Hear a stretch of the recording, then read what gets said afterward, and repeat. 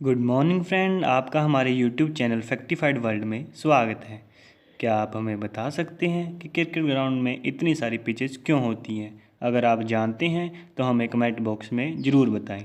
अगर आप नहीं जानते तो हमारे चैनल को अभी सब्सक्राइब करें और बेल आइकन को दबाएं, जिसके साथ हमारी अगली वीडियो की नोटिफिकेशन सबसे पहले आपके पास।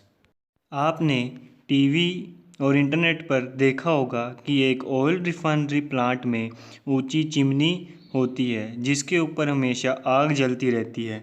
क्या आपने कभी सोचा है कि इस चिमनी को क्या कहते हैं और इस पर हमेशा आग ही क्यों जलती रहती है? तो दोस्तों, इसको फ्लेयर कहा जाता है।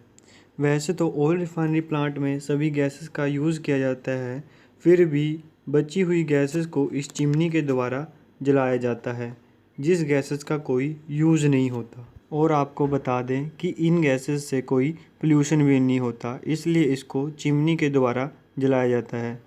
यह फ्लेयर तभी जलाया जाता है तब मशीन ऑन या ऑफ या फिर अपग्रेड के समय ही इसको चलाया जाता है, और इस पूरे प्रोसेस को फ्लेयरिंग कहा जाता है। दोस्तों, आपने दुनिया के सबसे तेज़ भागने वाले इंसान यूसेन बोल्ट का नाम तो सुना ही होगा। उसने अपने करियर में 3 ओलंपिक में 9 गोल्ड मेडल जीते हैं। यह सब तो आपको पता ही होगा, पर आपको क्या ये पता है कि उसने आज तक ओलंपिक में सिर्फ 115 सेकंड से भी कम समय के लिए भागा है, और उसने इतने समय में 119 मिलियन डॉलर की कमाई की है। अगर हिसाब लगाया जाए तो उसने 1 सेकंड में 1 मिलियन डॉलर से भी ज़्यादा की कमाई की है। इसलिए डोंट वेस्ट योर टाइम। आपने मैच के दौरान देखा ही होगा कि ग्राउंड में 2-3 पिचेस बनी होती हैं, पर आप सोचते होंगे कि जब मैच एक पिच पर खेलना है तो 2-3 पिचों का क्या काम है। तो आप यह भी सोचते होंगे कि बारिश आने पर या फिर पिच ख़राब होने पर बाकी पिचेस का यूज़ किया जाता है। तो हम बता दें, ऐसा बिल्कुल भी नहीं है। यह पिचेस अलग अलग मैच के लिए होती है। जैसे कोई पिचेस होती है नेट प्रैक्टिस के लिए, जैसे नेट प्रैक्टिस करनी है, और कोई इंटरनेशनल मैचेस के लिए, और कोई डोमेस्टिक मैचेस के लिए। इसलिए अलग अलग पिच होना ज़रूरी है। दोस्तों, क्या आप जानते हैं कि हम पर 150 साल राज करने वाली ईस्ट इंडिया कंपनी का मालिक अब एक हिंदुस्तानी है, और उसका नाम संजीव मेहता है। जब भारत पर ब्रिटिश का शासन था, उस समय ऐसा माना जाता था कि सूरज कभी अस्त नहीं होता। लगभग 100 साल के बाद अब ऐसा लग रहा है कि अब सूरज डूब चुका है। 17वीं और 18वीं सेंचुरी में इंडिया और चाइना में खूब व्यापार किया था। 1857 की क्रांति के बाद इसको नेशनलाइज कर दिया गया। इसके बाद इंडिया का कंट्रोल हो गया। उसके बाद संजीव मेहता ने 115 मिलियन डॉलर देकर इसको खरीद लिया, जो अब ये इंडिया के अंडर में है।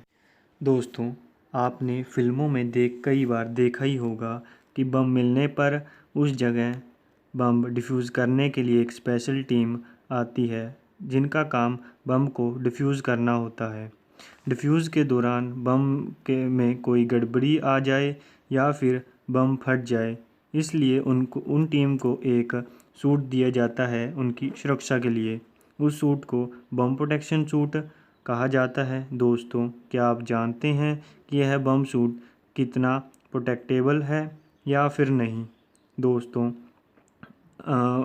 एक्सप्लोजिव ऑर्डिनेंस डिस्पोजल सूट या फिर ब्लास्ट सूट आर्मर एक भारी भरकम सूट है, जिससे ब्लास्ट के इम्पैक्ट को रोकने के लिए बड़ी मदद मिलती है। तो हम आपको बता दें कि यह प्लास्टिक केवलर फोम से बना होता है, जिससे इंसान की जान बच जाए। तो दोस्तों, मैं आपको यह भी बता दूं कि इस सूट को सिर्फ 1 घंटा ही पहन सकते हैं, क्योंकि यह सूट इतनी हीट जनरेट करता है कि हम इसको 1 घंटे से ज़्यादा नहीं पहन सकते। इसलिए प्रोटेक्टिव सूट बहुत ही लाभदायक है हमारे लिए। अगर आपको यह वीडियो अच्छी लगी है, चैनल को सब्सक्राइब करें, बेल आइकन को दबाएं, लाइक, शेयर और एक छोटा सा कमेंट करना ना भूलें।